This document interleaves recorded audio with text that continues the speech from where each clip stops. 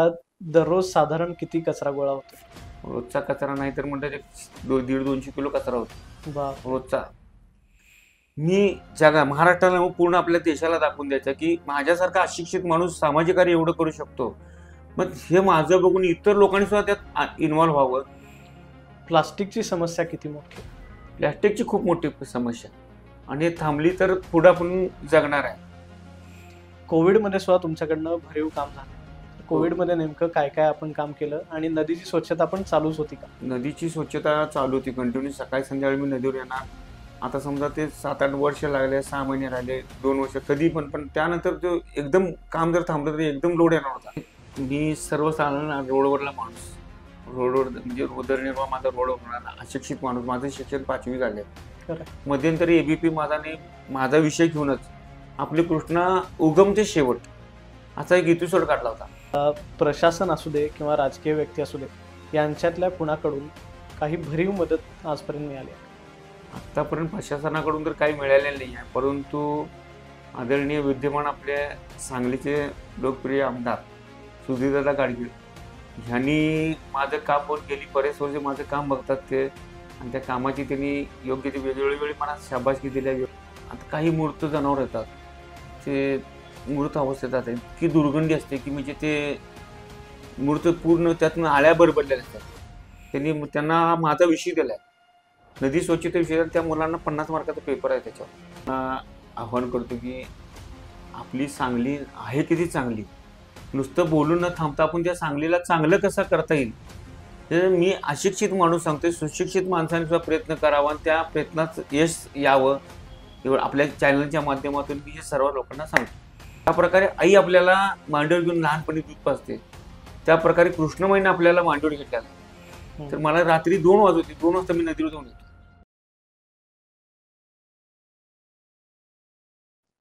नमस्कार. साधं सरळ यूट्यूब चॅनलमध्ये तुमच्या सगळ्यांचं मनापासून स्वागत आहे. हे चॅनल सुरू करतानाच आपली इच्छा अशी होती की आपण अशा व्यक्तींना प्रसिद्धी देऊ की ज्यांचं काम मोठं आहे, मग ते कोणत्याही क्षेत्रातलं असू दे. आज आपल्याला लाभलेली अशीच एक व्यक्ती आहे की ज्यांचं काम गेले 27-28 वर्ष अखंडपणे अविरतपणे सुरू आहे. कृष्णा नदीच्या स्वच्छतेचं काम एक स्वच्छता दूत म्हणून अव्याहतपणे करणारे सतीश दुधाळ सर आज आपल्याकडे गेस्ट म्हणून आलेले आहेत. आज त्यांच्यासोबत आपण गप्पा मारणार आहोत, हे काम करण्यामागची त्यांची प्रेरणा जाणून घेणार आहोत आणि इतकी वर्ष अखंडपणे ते काम कसं करू शकले हे त्यांच्याकडून जाणून घेणार आहोत. चला तर मग सुरुवात करूया आजच्या पॉडकास्टला. नमस्कार दुधाळ सर. नमस्कार. आमच्या या पॉडकास्टच्या एपिसोडमध्ये तुमचं मनापासून स्वागत आहे. आपण थेट आता प्रश्नांना सुरुवात करूया.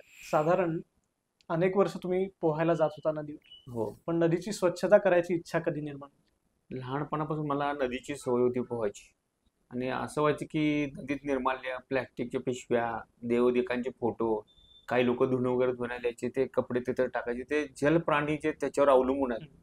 आपल्याला चांगलं पाणी पाहिजे, त्या जलप्राण्यांना सुद्धा चांगलं पाणी मिळावं हे माझा एक डोक्यात विषय आहे. आणि त्यामुळे ते निर्माल्याचा वास वगैरे पोचले की जनावर वगैरे त्यात हे व्हायची, मृत्युमुखी पडायचे. त्याचा वास म्हणजे आपण चांगलं पाहिजे, त्याला जलप्राण्यांना सुद्धा चांगलं मिळावं आणि हा आपला परिसर नदीचा स्वच्छ राहावा हा एक माझ्या डोक्यात विषय आला. आणि मी लहानपणापासून मला नदीची आवड असल्यामुळे आपली नदी कशी स्वच्छ राहील, आपली कृष्णामाई स्वच्छ कृष्णामाई हा एक उद्देश मी सर्वांना सांगत गेलो. आणि त्या सांगता सांगता आता इतका त्यात नदीत वाहून गेले की मला माहित आहे की मी कितपर्यंत पोहोचलोय. समुद्रापर्यंत माझं काम पोहोचावं. जशी कृष्णामाई उगम ते शेवट झालाय तसं माझं काम तिथपर्यंत पोहोचावं एवढीच माझी आहे. 100% पोचले ते ऑलरेडी. पण साधारण किती वर्षापासून तुम्ही हे करताय? आता 31 वर्ष झाली. बापरे. 30 वर्ष झाली. आणि डेली तुमचं पोहणं पण चालू आहे? डेली पण पोहणं चालू आहे किंवा काही नदीत अनेक प्रकार घडतात. कोण रागाच्या भरात, टेन्शनच्या भरात काही ना काही तर म्हणजे अवचित म्हणजे विपरीत काय करण्याचा प्रयत्न, ते जर आम्ही असलो आमच्या नजरेत आलं ते पटकन त्या माणसाला आणायचं, शांत करायचं, ते रिलॅक्स करायचं. पूर्ण म्हणजे त्या डोक्यातला राग थोडंसं म्हणजे काय जे काय असेल त्यांना सायलेंट झाल्यानंतर मग त्यांना त्यांच्या घरच्यांना बोलून ती व्यक्ती त्यांच्या घरात त्यांच्याकडे सुपूर्द करायची. स्वच्छतेसोबतच हे पण काम चालूच आहे. आतापर्यंत अशा बऱ्यापैकी घटना बऱ्याच. आता हे नदी स्वच्छतेची प्रेरणा तुम्हाला कोणापासून मिळाली? आमच्या कृष्णामाई जलतरण संस्थेचे ज्येष्ठ सदस्य भाऊ बियाणी, तात्या शिंदे, परत सुभाष सदलगे ती काही ज्येष्ठ मंडळी आमची करत होती. मग हे करतात, मग आपणही काहीतरी केलं पाहिजे यांना हातभार मिळत. आता ते सगळे दिवंगत झाले, त्यांच्यानंतर त्यांचे विचार चांगले होते आणि त्यांचे विचार मी पुढे घेऊन चालतोय. माझ्यानंतर दुसरा कोणतरी सतीश निर्माण व्हावा, अशी हीच भावना आहे माझी. आता काही झालेत का तसे निर्माण तुमच्या सोबत? आता जे आहेत की. लोक काम करतायत त्यातले किती लोक असे आहेत की जे पुढच्या पिढीचं प्रतिनिधित्व करतात किंवा पुढच्या पिढीतले? आता आमचे बाळू वैद्य म्हणून आहेत, परशुराम शिंदे, भास्कर कुलकर्णी, शिवाय गोपाळ मर्धा, आनंद जोशी, अशी नावं बरेच घेण्यासारखी आहेत. आणि अशोक माने वगैरे म्हणजे आमचे स्वामी समूह मंदिराचे काही सदस्य आहेत, ते मदत करतात. वर अन्नक्षेत्र मंडळाचे सदस्य तेही करतात. परत आमच्या पलीकडच्या बाजूला एक सरकार ग्रुप म्हणून आहे, ते बरोबर. सगळेजण मिळून म्हणजे जास्त काम असेल त्यावेळी आम्ही सगळेजण मिळून, मी फक्त इंजिन पुढे पळायचं काम करतो, माझ्या पाठीमागे डबे सगळे आल्यामुळे हे कार्य काम वाढले. वाढलंय आणि चालू आहे. आता इतक्या वर्षापासून तुमचं काम सुरू होतं, त्याची पहिल्यांदा दखल कुठे घेतली? दखल घेतली म्हणजे दखल म्हणजे खरोखर मला सांगण्याचा आनंद वाटतो की आदरणीय संभाजीप्पा पवार तत्कालीन आमदार होते. त्यांनी 2013 साली त्यांच्या गणेश चतुर्थीचा मोठा विजयंता मंडळाची विसर्जन मिरवणूक असते तरुणबाळ स्टेडियममध्ये. त्यांनी काही त्यांच्या विजयंता मंडळाचे सदस्य पोहायला येते, ते बाबा आपण पण गेले, हा माणूस एवढं काम करतो, याला कुठे तर आपण थोडंसं सन्मान करून याला पुढे आणलं पाहिजे. त्यावेळी त्यांनी त्यांच्या कार्यक्रमाच्या माध्यमातून माझा 2013ला पहिला सत्कार केला. तिथून साधारण सुरुवात झाली. तिथून सुरुवात झाली. म्हणजे लोकांना सतीश काय काम करतोय, सतीशचं काय कार्य आहे, हे लोकांपर्यंत पोहोचायला हळूहळू सुरुवात झाली. तिथून मग साधारण काय काय कुणी दखल घेतली आणि आतापर्यंतचा त्या बाबतीतला प्रवास कसा होता? आतापर्यंतचा प्रवास म्हणजे आपल्या आभाळमाया फाउंडेशन, प्रमोद चौगले सर, महेश नागरिक पतसंस्था, रोटरी क्लब, लायन्स क्लब, जे अन्य काही आपल्या छोट्या मोठ्या संस्था आहेत, त्या सर्व संस्थांनी मला वेळोवेळी त्यांच्या वर्धापन दिन असेल किंवा संस्थेचं काय तर प्रजासत्ताक दिन म्हणा, हे आपलं 26 जानेवारी, अशा औचित्य साधून मला बोलून माझ्या हस्ते काही ठिकाणी ध्वजारोहण केलं, काही ठिकाणी वृक्षारोपण केलं. बाबा तुम्ही एवढं चांगलं काम करताय, तुमच्या हातनं आमच्या काहीतरी संस्थेचं काम हातभार लागू असे. आज आपलं काम करताना माणसाला शेजारी एखादी गोष्ट कचरा पडलेला असला तर तो सुद्धा उचलायची इच्छा होत नाही. हे करत असताना तुम्ही हमाली काम करत सोबत हे काम करायचं धाडस कसं केलं आणि ते इतके वर्ष कसं निभावलं? मी सर्वसाधारण रोडवरला माणूस, रोडवर म्हणजे उदरनिर्वाह माझा रोडवर होणारा अशिक्षित माणूस. माझं शिक्षण 5वी झाले. घरच्या काही आर्थिक स्थितीमुळे मी शिक्षण सोडून, वडील माझे हमालीचा व्यवसाय करत होते, त्याबरोबर मी सुद्धा हमालीचा व्यवसाय पत्करला आणि ते करायला. मग ते करत असताना ते जे असं होऊन गेलो, ते माझंही मला माहिती की आता मी इथपर्यंत कसा पोहोचलो. आणि एखादा दिवस जर काही चुकलो काही कारणात, तर मला रात्री 2 वाजवते, 2 वाजता मी नदीवर जाऊन येतो. बापरे. आणि बरं सकाळी कुठं लवकर जायचं असेल तर पहाटे 4ला जाऊन 5ला जाऊन घाट साफ करून. खंड नाही. खंड म्हणजे एखाद्या वेळेस कधी तर मी अक्कलकोटला गेलो तरच, म्हणजे स्वामी भक्त आहे मी, स्वामींची निश्चिंत माझी स्वामी सेवा करून मी करत नाही, स्वामी करून घेतात माझ्याकडं, आणि त्यांना समोर मी कुठल्याही कार्याची सुरुवात करतो. त्यामुळे हे कार्य माझं चालू आहे. दररोज साधारण किती कचरा गोळा होतो? रोजचा कचरा नाही तर म्हणतात 150-200 किलो कचरा होतो रोजचा. निर्माल असू दे, प्लॅस्टिक असू दे. मग ते काय करतो, प्लॅस्टिक जर असेल, प्लॅस्टिक कपडे, हार तुरे हे जे नदीतनं काढले की आम्ही सुकवतो. जे प्लॅस्टिक वगैरे असेल तर वर महापालिकेच्या डस्टबिनमध्ये कलशात आणून टाकतो. जे पालापाचोळा आहे म्हणजे तो नष्ट होणार आहे, वाऱ्यानं बाबा इकडे तिकडे न जाऊ नये असं प्रयत्न करतो. तर तो तिथंच नष्ट करून आहे की नाही, शेणखतात मिक्स करून ते खताद्वारे लोकांना मिळावं, बागेसाठी किंवा उपलब्ध व्हावा अशा प्रयत्नात मी ते करतो. कारण आपल्याला चांगलं पाहिजे. त्या ज्या झाडांना जे रासायनिक खतं आपण आता घालतो त्याच्यामध्ये जे खत, शेणखत म्हणजे खूप महत्वाचं खत आहे. मग ते खत लोकांना उपलब्ध व्हावं या खतासाठी निर्मिती करून ते खत देतो, मोफत देतो. जसं वेगवेगळ्या संस्थांनी किंवा अनेक मान्यवर व्यक्तींनी तुमचा सन्मान केला, कॉमन पब्लिकनं काय प्रतिक्रिया दिली? आणि तुमचं काम सुरू असताना जे लोक घाटावर येतात फिरायसाठी किंवा ह्याच्यासाठी, यातले कोण तुम्हाला तुमच्याशी संवाद साधतात का आणि कामात मदत करायला येतात का? तसे फिरायला कोण 100त 5% म्हणायचं. तुमचं काम चांगलं आहे, बाकी लोकांना वेळच नाही की बाबा चांगलं वाईट काय बघण्याकडे एवढा वेळ नाही लोकांकडे. 5% जे जाणकार लोक आहेत, बाबा खरोखर हा काहीतरी चांगलं करतोय याची विचारपूस करणे, निदान एक पाठीवरून थाप ठेवली तर पुढे आणि 10 माणसाचं बळ येते आम्हाला काम करण्याचं. बरोबर. तेवढीच आम्हाला अपेक्षा आहे.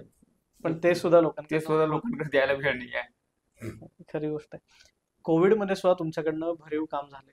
कोविडमध्ये नेमकं काय काय आपण काम केलं आणि नदीची स्वच्छता पण चालूच होती का? नदीची स्वच्छता चालू होती कंटिन्यू. सकाळी संध्याकाळी मी नदीवर येणार. आता समजा ते 7-8 वर्ष लागले, 6 महिने राहिले, 2 वर्ष, कधी पण त्यानंतर तो एकदम काम जर थांबलं तर एकदम लोड येणार होता. तर रोजच्या रोज केल्यामुळे तो लोड थांबला. तर लोकांची वर्दळ जर कमी असली तर परंतु जो पालापाचोळा जे पाण्यातून वाहून येणार ते थांबणार नव्हतं, ते येणारच होतं. त्यासाठी मी तत्कालीन आरोग्य अधिकारी आंबळे साहेबांकडे गेलो. साहेब म्हटलं मला जाण्याची तेवढी परमिशन द्या, म्हटलं एक आयडेंटिटी वगैरे काय ते उपलब्ध करून द्या. ठीक आहे म्हटले, त्यांनी मला दिली. परत पोलीस अधीक्षक आपले सांगली शहरचे अजय चिनकर साहेब होते. बरं. साहेब म्हणले तू चांगलं काम करतोय, तुला काही अडचण नाही तर हा माझा नंबर घे, कोणी अडवलं केलं की मला फोन कर किंवा माझं नाव सांग आणि तू तुझं काम काय असेल ते करत जा. त्यांनी परमिशन, या दोघांनी परमिशन दिल्यामुळे मी मला कामाला जोर काम आला. चालू ठेवू शकला. काम चालू ठेवलं. काही भागातल्या लोकांना दवाखान्यात हॉस्पिटलमध्ये नेणं किंवा काही लोकांना औषधं, काही घरगुती वस्तू कोणाला लागत असतील तर मी त्या आयडेंटिटीद्वारे मी त्यांना आणून देत होतो. क्या बात. लोकांना जाणं शक्य नव्हतं व त्या लोकांना त्या वस्तू मिळाल्या, ते लोक तिथे हे होत होते ना. स्वच्छतेसोबतच हे काम पण स्वच्छतेसोबत तुमचं चालू होतं. सुरू होतं. दुसरा विषय की तुम्ही हे जे काम करताय, नदीची स्वच्छता, रोजचा 150-200-300 किलो कचरा काढताय, हे काम खरं तर महानगरपालिकेचं आहे. बरोबर आहे. पण हे काम करत असताना महानगरपालिकेनं तुम्हाला कधी दखल घेतली का? आणि ऍक्च्युअल त्याचं त्या संदर्भात तुम्हाला काही नोंदणी करून घेतली का? तुमची एक स्वच्छता कर्मचारी म्हणून किंवा त्या संदर्भात तशी दखल काही घेतली गेली? स्वच्छता कर्मचारी वगैरे असे काही माझी नोंदणी करून घेतलेली नाही आहे त्यांनी. परंतु त्यांनी पर्यावरण दूत वगैरे असे काहीतरी एखाद्या कार्यक्रमातून बोलवायचं, एखादं प्रमाणपत्र द्यायचं, एवढंच त्यांनी सांत्वन केलेलं आहे. आणि 2018 साली मला त्यांनी ब्रँड अँबॅसेडर म्हणून घोषित केलं. ठीक आहे म्हटलं, घोषित केलं मला त्यांनी. मी नदीवर त्यावेळी मी काम करून आलो. त्या कापडणी साहेब आयुक्त होते, कलमकर पाटील साहेब जिल्हाधिकारी होते. त्या दोघांच्या हाती सन्मान केला. खंत एवढीच वाटते, मी कामाच्या ओघात पुढे जाणारच आहे. परंतु माझा 1 वर्षासाठी तुम्ही नेमणूक केली ब्रँड अँबॅसेडर, महापालिकेने एक प्रमाणपत्र त्या बाबा एखादा पत्रकार विचारला, तो तुमच्यासारख्या लोकांनी विचारलं, बाबा तुमच्यावर त्यावेळेचं प्रमाणपत्र, त्यांना मी काय दाखवणार? ते प्रमाणपत्र सुद्धा महापालिकेला घेता आलं नाही. अरे बाप. वारंवार मागणी केली, अधिकाऱ्यांशी भेटलो, ते काय ऐकले आणि सोडून दिले. मग म्हटलं आता हा विषय मी पण सोडून दिला. आपण म्हणलं आपलं काम करायचं, त्या विषयात जायचं नाही. ते सोडून महानगरपालिकेकडून कुठलाही मोबदला या स्वरूपात तुम्हाला कधीही काही? नाही मिळालं. नाही मिळालं. मग आता हे जो खर्च चालतो, म्हणजे स्वच्छता करताना तुम्हाला थोडा का होईना खर्च येत असेल, खराटा असेल किंवा काही साहित्य असेल स्वच्छतेचं, तर यासाठी कोण मदत करतं का? त्यासाठी काही खात्यातून लोकांना मी म्हणतो 2 खराटे आणून द्या, महिन्याला तर 8-10 खराटे लागतात. काही मी माझ्याकडे घेतो, काही आमचे परवा मला काहीतरी सामग्री लागणार होती कोरपाट्यावर, मी प्रमोद चौगले सरांना बोललो, सर म्हणलं असं असं थोडासा प्रॉब्लेम आहे म्हटलं. ठीक आहे म्हटले. ते समृद्धी उद्योग समुदायाचे मालू सर. राजू मालू सर स्वतः आले. म्हणजे तुला आणखी काय काय पाहिजे सांग, म्हणजे मी सगळं पोच करतो. सर म्हणलं मला ढीगभर काय नको, मला तो 2-4 पाट्या, 1-2 डस्टबिन द्या, एवढंच. आणि कसं ओपनवर असल्यामुळे मी सकाळी 2 तास, संध्याकाळी 2 तास, दिवसभर कोण आलं नेलं, किमती वस्तू तुम्ही त्यांना, तुमची वस्तू कामाला लागली पाहिजे. इतर कोण नेऊन आपल्या घरी वापरायला म्हणजे त्याचा काय उपयोग? बरोबर. जेवढं लागतं तेवढं त्यांच्याकडून घेतलं मी. आणि महापालिकेच्या माध्यमातून जर म्हटलं तर तुम्हाला खेबुडकर साहेब होते. खेबुडकर साहेब स्वतः आले. मला म्हणजे सतीश तुझं काम चांगलं आहे, तुला काय लागणार असेल तर म्हणजे सांग. अद्याप 30 वर्षाच्या कालखंडात खेबुडकर साहेबांनी 12 पाट्या आणि 20 खराटे दिले होते. शासकीय स्तरावरच्या कुठल्या तरी व्यक्तीकडे व्यक्तीने एवढंच दिलं होतं. आता इतकी वर्ष तुम्ही काम करताय, इतकी वर्ष लोक काम बघतायत, दखल घेतली आहे, वेगवेगळ्या संस्था, रेडिओ या सगळ्या माध्यमातून लोकांपर्यंत पोहोचले. त्याच्या सोबत पंतप्रधानांच्या तोंडून कधी तुमचं नाव येईल असं वाटलं होतं का? वाटलं होतं, असं साहजिकच आहे. माझं वाटणं म्हणजे काय माहिती काय, एखाद्या सर्वसामान्य महाराष्ट्रातला बाबा अशिक्षित माणूस, हमाली करण्यासारखा माणूस, म्हणजे अगदी खालचा ग्राउंड होता माणूस, मी महाराष्ट्राला पूर्ण आपल्या देशाला दाखवून द्यायचं की माझ्यासारखा अशिक्षित माणूस सामाजिक कार्य एवढं करू शकतो.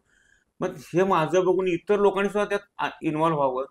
आपलं जे आपलं शहर आहे, जे गाव असेल, ग्राम पातळीवर असेल किंवा शहरावर असेल, नगरपालिकेवर असेल, जिल्ह्यावर असेल, प्रत्येक भागात माझ्यासारखे सतीश निर्माण व्हावेत आणि प्रत्येक भाग स्वच्छ राहावा. स्वच्छता ठेवली की आपण व्यवस्थित राहणार आहे.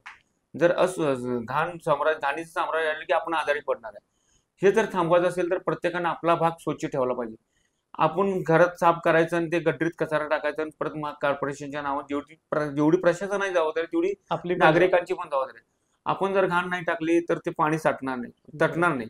2 दिवसाचा 3 दिवसाचा कचरा साठला की ते पाणी तिथे ताटणार, त्याच्यापासून ढासाची उपलब्धी होणार आणि ते ढास आपल्याला जाऊन आपण दवाखान्यात जाणार. हे जर थांबवायचं असेल तर प्रत्येकानं आपली गल्ली, आपला घर, आपला परिसर. स्वच्छ पूर्वीचे ठेवलं लोक पाहिजे.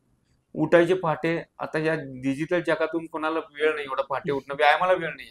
मग ते आपलं घर अंगण सारवायचं, स्वच्छ करायचे विषय सोडूनच द्या. खरं. पूर्वीचे आपले लोक, वडीलधारी लोक पूर्ण उठायचे, सकाळी अंगण झाडायचे, पाणी मारायचे. ते एक प्रकारचा व्यायामच असायचा. सकाळी सकाळी मातीचा सुगंध आपल्या, म्हणजे तो सुगंध आता घ्यायला वेळ नाही आहे खरं. लोकांकडे. आणि तो प्रत्येकाला व्हावा, मिळावा वेळ, हीच माझी एक हेच आहे, भावना आहे माझी. बरोबर आहे. घाटावर आता इतर कार्यक्रमांसाठी म्हणा किंवा ढोल पथक असेल किंवा अगदी जॅमिंग सेशन वगैरे पण आता घाटावर होत आहेत, असं दिसतंय, बघायला मिळते बऱ्याचदा. तर ह्यातले कोण लोक स्वच्छतेत पण इन्व्हॉल्वमेंट घेतात का? तर ते त्यांना मी आले की नाही, तुमचं काय ढोल पथक वाजवा, तुमचे काय प्रॅक्टिस असेल, काय तुमची इव्हेंट असेल, सगळं करा, परंतु स्वच्छतेविषयी तुम्ही जागृत राहा. तुमचा जो काय असेल तर कचरा एक ठिकाणी साठवा, मी नेऊन टाकतो, पण नदीत वाड्यात जाऊन परत प्लॅस्टिक त्यात निर्माण होणे किंवा नदीत इतर प्राण्यांना काही होणे, हे तुम्ही त्याची काळजी घ्या. आता कसं आहे माहिती आहे का, काही लोक टाकतात, आणून टाकतात, त्यांना समजून सांगा. ऐकले ठीक, नाही ऐकले तर ते बोलून एनर्जी आपली व्यक्त करण्यापेक्षा त्यांना नाही, एका शब्दात सांगा, ऐकले तर ठीक, नाही ऐकले तर तुमचं काम तुम्ही करा, ते गेले की आपलं काम आपण करायचं. मग बोलून त्यांच्याशी 10-15 मिनिटं वाद घालून त्यांचं बीपी वाढवायचा, आपला वाढवून घ्यायचा. ते काम 10 मिनिट 2 मिनिटात काम करून मोकळं व्हायचं. बरोबर आहे. आणि हे करत असताना आता तरुण लोक किंवा काही अवेअरनेस ह्याचा वाढलाय का? स्वच्छते संदर्भातला अवेअरनेस वाढलाय का? जेणेकरून जास्तीत जास्त मी वाढवण्याचा प्रयत्न करतोय. हे बघून बाबा सतीश तू काम चांगलं करतोय, बरेच लोक येतात, तुम्ही या, प्रत्येकानं एक कागद उचलून टाका. आज 1000 लोक आले तर 1000 कागद आपली रिकामी होणार आहे तिथली, घाटावच्या परिसरातली. प्रत्येकानं जे थोडं आता प्रसार होत चाललाय, नदीत टाकण्याचं प्रमाण एक माझ्या मते 50 ते 40% कमी झालंय. 100%, 60-70% म्हणत नाही. म्हणजे 90-100% रिकाम व्हावं. लोकांनी याच्यावर विचार करावा. 100% नदीत टाकण्याचं थांबवावं. इतर नद्या बघितल्या तर आपल्या बाहेर देशातल्या आपण कल्पना बी करू शकत नाही. मध्यंतरी एबीपी माझा विषय घेऊनच आपली कृष्णा उगम ते शेवट असा एक एपिसोड काढला होता. हा मी नदी स्वच्छते काम करतो, त्यांना काय पत्रकारांना वाटलं, त्यांनी बाबा आपला माणूस हे काम करतोय, आपण त्याच्यावर काय तर ते कृष्णा किती प्रदूषित आहे. ते महाबळेश्वर पासून ते म्हैसाळ बंदरापर्यंत सगळे रसायन वगैरे मिक्स होतात. जे काय ते काय मोठ्या लोकांचे आपण त्याच्यावर बोलू शकत नाही. मग त्यांनी आपल्या नद्या, पूर्ण महाराष्ट्रातल्या नद्या दाखवल्या आणि त्या बाहेर देशातल्या नद्या दाखवल्या.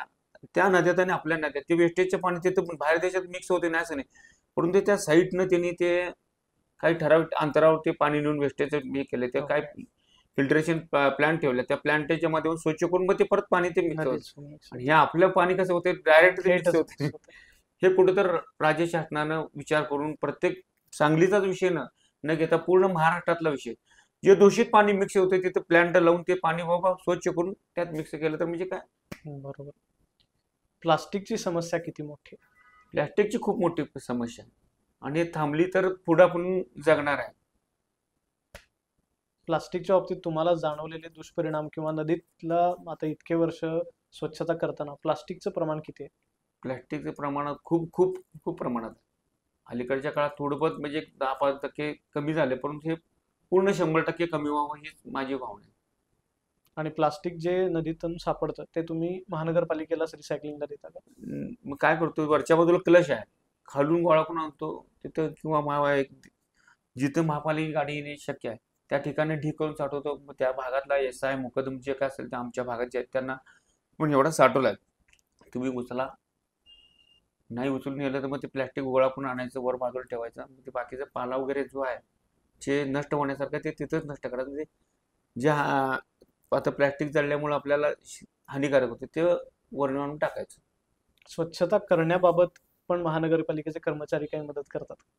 ते कधी तर त्यांची गांधी जयंती वगैरे काय प्रशासनाने स्वच्छता मोहीम काढली, जायचे, सगळं करायचं, यायचं, जायचं. परत इतर वेळी काय, पण कचरा उचलायला तरी गाडी वेळच्या वेळी येते? कचरा काही आता आठवड्यातून 2 वेळा 3 वेळा किंवा ते एक दिवस आडाल तुम्ही उचलावं एवढीच माझी महापालिकेला अपेक्षा आहे. साधं सरळ चॅनलच्या माध्यमातून आमचा प्रयत्न असाच राहिलाय की मग इथून पुढे आम्ही असा प्रयत्न करायला लागलो की अशा व्यक्तींना आम्ही इथं आणू आणि लोकांसमोर एक उदाहरण ठेवू की बाबा इतके वर्ष कुठलाही मोबदला न घेता कुठलीही कुठलाही स्वार्थ नसताना इतके वर्ष तळमळीने तुम्ही अखंड काम करत आलाय. तर अशा पद्धतीची उदाहरणं बघून लोकांनी त्यातून शिकावं, थोडंफार समाजा उपयोगी काहीतरी करावं, समाजाचं आपण देणं लागतो या संदर्भात काहीतरी ठोस काम करावं, छोटं मोठं प्रत्येकाला जसं शक्य आहे तसं तरी त्यानं करावं. तर या संदर्भात तुम्ही काय आवाहन कराल? मी लोकांना आव्हान करतो की आपली सांगली आहे किती चांगली, नुसतं बोलून न थांबता आपण त्या सांगलीला चांगलं कसं करता येईल ते मी अशिक्षित माणूस सांगतोय. सुशिक्षित माणसाने सुद्धा प्रयत्न करावा आणि त्या प्रयत्नात यश यावं एवढं आपल्या चॅनलच्या माध्यमातून मी हे सर्व लोकांना सांगतो. नदीची स्वच्छता करताना एखादी अशी घटना लक्षात आहे का की ज्यातून एखाद्याचे प्राण वाचले किंवा एखादी अशी लक्षात राहण्यासारखी घटना? आता काही मूर्त जनावर येतात, ते मृत अवस्थेत जातात, इतकी दुर्गंधी असते की म्हणजे ते मूर्त पूर्ण त्यातून आळ्या बरबडलेल्या असतात. ते जर पाणी त्यात राहिलं, त्या पाण्यात राहिलं, पाणी दूषित होणार, तिथलं पुढे वाद गेलं तर पुढे दूषित होणार. ते पटकन काढायचं की बाबा जेणेकरून पाणी स्वच्छ व्हावं आणि स्वच्छ पाणी मिळावं. आणि अशा गोष्टी आम्ही नेहमी करत असतो. आणि काही लोकांच्या डोक्यात अनेक प्रश्न असतात, घरगुती काही वादविवाद होतात, त्यानंतर गावात नदीवर येतात, त्याची काहीतरी अनुचित प्रकार करण्याचा प्रयत्न करतात. त्या प्रयत्नाला कुठेतरी आळा घालून आम्ही त्या लोकांना थांबवून आपण तुम्ही असं करू नका, तर त्यांच्या डोक्यात जो काही राग असेल त्यांना खालून वर आणायचं, मंदिरात बसवायचं, एक तासभर स्वामींकडे बघत बसा. तुमचा जो काही राग असेल स्वामींना सांगा. तुमचं डोकं ज्यावेळी शांत होईल त्यावेळी त्यांच्या घरच्यांना बोलवायचं आणि त्यांना सुपूर्द करायचं. नदीच्या स्वच्छतेबाबत आणि समाजात काय बदल बघायला तुम्हाला आवडतील? समाजाने आत इन्व्हॉल्व व्हावं. निदान आपल्या आज जे सांगली नगरीत आपल्याला कृष्णामाई आहे म्हणून आपण सांगली मिरज जे जे काय आपल्याला सांगली लगडचा भाग, नदीकडेचा भाग आहे, जो लगडचा भाग आहे, तो भाग आज ज्या प्रकारे आई आपल्याला मांडीवर घेऊन लहानपणी दूध पाजते, त्या प्रकारे कृष्णमाईने आपल्याला मांडीवर घेतलेला आहे. आणि त्या कृष्णमाईला आपण स्वच्छ ठेवून चांगलं पाणी प्यावं. तिला चांगला आहार खाल्ला तर शरीर आपलं चांगलं राहते. पण नदीचं स्वच्छता ठेवली तर आपण चांगलं का राहणार नाही, अजून आपल्याला पाणी का चांगलं मिळणार नाही. नदीमुळे आलेली समृद्धी ही लोकांना अजून तशी लक्षात येत नाही. लक्षात येत नाही. नदी म्हणजे काही लोक आता कसं करतात, आमची प्रॉफिट आमच्या बाप हा शब्द वापरून आपण चॅनलवर समजून सांगायला गेलं ते ऐकत नाहीत. आम्ही टाकणार, हे करणार, ते करणार. एखादा अशिक्षित माणूस ऐकतो, सुशिक्षित माणूस ऐकत नाही. हा तुम्हाला स्वच्छतेबाबत पण अनुभव आलेला आहे. कौतुक होतंय, पेपरमध्ये नाव येते, हे बघून कसं वाटतं? हे बघून माझं तर कौतुक होतं. माझ्यावर जे सहकार्य आहेत, पूर्ण माझं कौतुक नसून हे माझ्या कृष्णमयीवर प्रेम करणाऱ्या सर्व सांगलीकरांचं कौतुक आहे.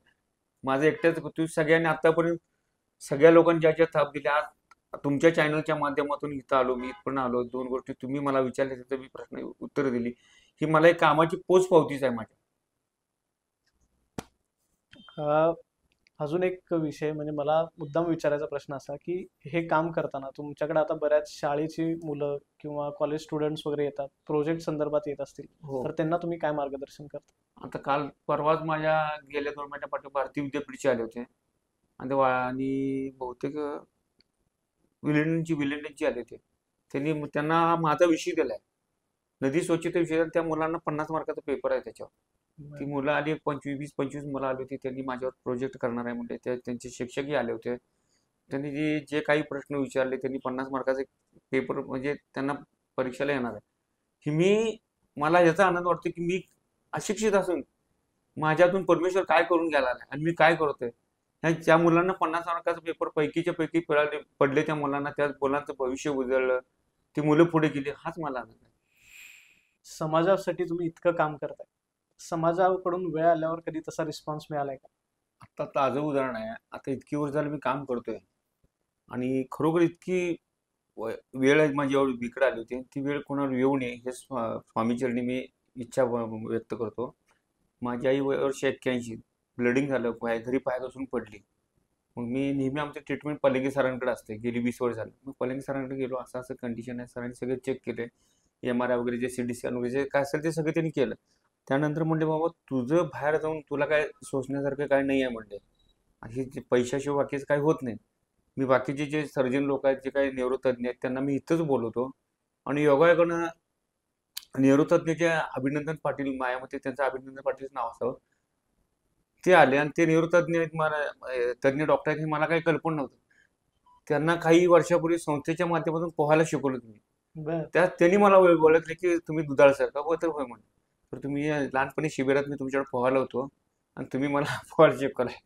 मग त्या सरांनी आता निवृत्तज्ञ म्हटले की कन्सल्ट फी वगैरे तुमचे काय जे काय असेल ते या ते म्हणले ह्यांच्यासाठी पलंगे सरांना सांगितले. ह्यांच्यासाठी परत काय जर अडचण आली काय त्यांनी परत मला बोलावं म्हटले.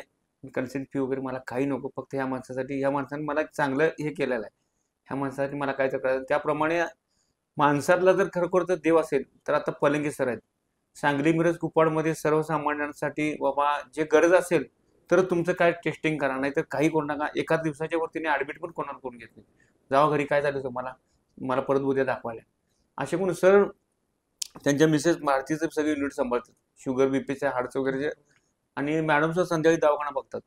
मॅडमचे रोजचे 60-70, सरांचे 100-150, रोजचे 200 150-200 पेशंट ते दोघंही बघतात. आणि कधीही कुठल्याही पेशंटकडनं अपेक्षा नाही, काही गरज असेल तर तुमचं कुठलीही टेस्टिंग करणार नाही, तर टेस्टिंग करू नका, जावा तुम्हाला काय झालं. असे सांगणारे खूप कमी आहेत आणि असे हे डॉक्टर आहेत म्हणून आपल्या सांगलीत लोक बाहेर गावून येतात. खरंय. आणि या डॉक्टरांना अगदी आमच्यासारख्या सर्वसामान्य लोकांची सेवा करण्याची संधी मिळो हीच गणपती चरणी व स्वामी समर्थ चरणी मी इच्छा बाळगतो.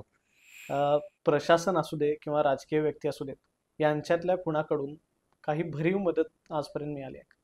आतापर्यंत प्रशासनाकडून तर काही मिळालेलं नाही आहे, परंतु आदरणीय विद्यमान आपले सांगलीचे लोकप्रिय आमदार सुधीरदादा गाडगीळ ह्यांनी माझं काम बघून गेली बरेच वर्ष माझं काम बघतात ते. आणि त्या कामाची त्यांनी योग्य ती वेळोवेळी मला शाबासकी दिली आहे, वेळोवेळी मला ते पुढच्या लोकांना पण सांगतात. एखादा गेस्ट कोण सांगलीचे VIP कोण आले त्यांच्या समोर मी दिसलोय परवाच गणपती मंदिरात केसरकर साहेब आले होते. काही कारण दीपक केसरकर. दीपक केसरकर साहेब हा म्हणले आमच्या सांगलीचा स्वच्छ दूत आहे आणि हा एवढं काम करतो. केसरकर साहेब म्हणते सुधीर दादा म्हणते तुम्ही एका चांगल्या माणसाची मला गाठ घालून दिली, त्यात मला आनंद आहे म्हणते. आज सुरुवात मला गणपतीचं दर्शन घेतले बरोबर चांगल्या माणसाची भेट घालून दिली. आणि दादानी मला वेळोवेळी नेहमीच मला सहकार्य केलेलं आहे. चांगल्या कामाला दादांचं नेहमीच सहकार्य असतं. दादा लोकांपर्यंत कळावेत, पोचावेत लोकांपर्यंत. दादांपर्यंत आपण पोचू शकत नाही, दादा काय ते आपल्याला समजू शकत नाही. आज त्या माणसाकडे गेलो तो माणूस काय आपल्याला कळणार कसं, पण त्या माणसाला प्रत्येकाने जावं, त्यांचं काय असेल ते काम त्यांनी करतात. आणि असं कोणाकडे काही कसले काम असू दे, तो कुठल्याही काय कोणाचा काय त्याच्याशी काय पक्षाशी देणे घेणं नाही, पण तो हा माणूस आहे गरजेनं माझ्याकडे आला, त्याला त्यांनी कधी रिकामा लावून दिलेला नाही. खरंय. आज माझ्यासारखा माणूस मी एवढं वर्ष झालं काम करतोय, कुठल्याही राजकीय पोट्यानं मला बोलून तुझ्या मुलांचं शिक्षण काय, मुलं काय करतात, घरची परिस्थिती काय, वेळोवेळी जातात त्याचं अपडेट देतात. आता मुलगी माझी थर्ड इयर डिप्लोमाला पुढच्या वर्षी डिग्रीला जाणार. परवाच आता वाढदिवसा दिवशी मुलीला बोलून घेतले, म्हणजे मार्क चांगले पडत म्हणशील त्या कॉलेजमध्ये मी तुला ऍडमिशन करतो, तुझं कॉलेज पुढचं मी बघतो सगळं. आणि मुलगा माझा आता पोलीस भरतीचं अकॅडमी ट्रेनिंग होते. मुलाला पण म्हणले मला रिझल्ट पाहिजे म्हणते तुझ्याकडनं. वडिलांचं जर काम थांबवायचं असेल, एखादी एवढी मोठी व्यक्ती माझ्यासारख्या सर्वसामान्य सामाजिक कार्यकर्त्याला घरी बोलवून, माझ्या मुलांना घरी बोलवून दिवाळीच्या दिवशी दादानी पाडव्याची घरी सकाळी 9 वाजता मुलांना घेऊन ये म्हटले. दोघांना मी 2 गोष्टी बोलणार आहेत. मुलगा अकॅडमी सुट्टीहून आला होता. मग दादा म्हटलं ठीक आता दादाने सांगितलं म्हटल्यावर आपण गेलं पाहिजे का. मग मुलांना माझ्या घेतले इकडे मध्ये. दादा म्हटले तुमच्या बाबांचं काम असं आहे ना, बाबांनी एवढं नाव कमवलं, एवढं म्हणजे काम चांगलं आहे, हे जर पुढे न्यायचं असेल, बाबांना अजून तुम्हाला ऊर्जा द्यायची असेल तर तुम्ही शिकलं पाहिजे. शिक्षणात कुठल्याही गोष्टीत मी तुम्हाला कमी पडू देणार नाही. बाबांचं काम तुमच्या खूप मोठं आहे आणि तुम्ही सुद्धा बाबांपेक्षा मोठं व्हा.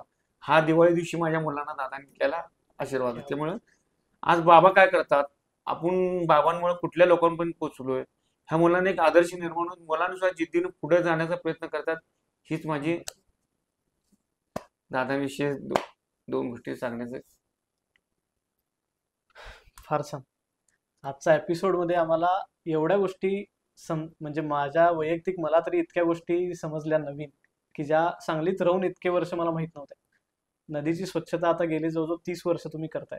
यात तुम्हाला सहकार्य देणारे सहकारी असतील किंवा तुम्ही वैयक्तिक तुमचं आणि तुमची टीम जी असेल त्या सगळ्यांचे आभार मानावे तेवढे कमी आहेत. कारण तुमच्यामुळे आज नदी एवढी स्वच्छ आहे आणि इकडच्या भागातलं कुठलंही स्वार्थ नसताना, कुठलंही त्याचा मोबदला मिळत नसताना तुम्ही इतक्या मोठ्या प्रमाणावर कार्य केलेलं आहे. तर याबद्दल सर खरंच तुमचे मनापासून धन्यवाद. आजच्या पॉडकास्टमधून मला मिळालेला टेक अवे जर काय असेल तर तो हाच आहे की आपला स्वार्थ न बघता समाजाप्रती आपण काहीतरी देणं लागतो, या हिशोबातून आपण काही ना काही आपल्याला जे शक्य आहे ते काम केलं पाहिजे. मग ते स्वच्छतेचं असेल किंवा आणि कुठलं असेल. कोविडमध्ये सरांनी केलेलं काम सुद्धा खूप मोठं आहे. म्हणजे स्वच्छतेसाठी त्यांच्या आयडेंटिटीवर बाहेर पडल्यानंतर त्यांनी इतर सुद्धा एखाद्याला दवाखान्यात ऍडमिट करणं असेल किंवा कुणाची एखाद्या महत्वाच्या वस्तूची गरज असेल तर ती सुद्धा पूर्तता केली. आता ह्या सगळ्या गोष्टी आपल्याला खूप शिकण्यासारख्या आहेत. आपल्या बाजूला पडलेला एक साधा कागदाचा कटोरा पण उचलत नाही आणि ते पण आपल्याला शक्य होत नाही. माझं काम ते नाही म्हणून आपण ते सोडून देतो. हे न करता आपण थोडीशी सामाजिक बांधिलकी ठेवून या गोष्टींकडे सकारात्मकतेनं बघितलं पाहिजे असं मला वाटतंय. आणि इथंच आपण आपला आजचा पॉडकास्ट थांबूया आणि भेटूया पुढच्या एपिसोडमध्ये. धन्यवाद.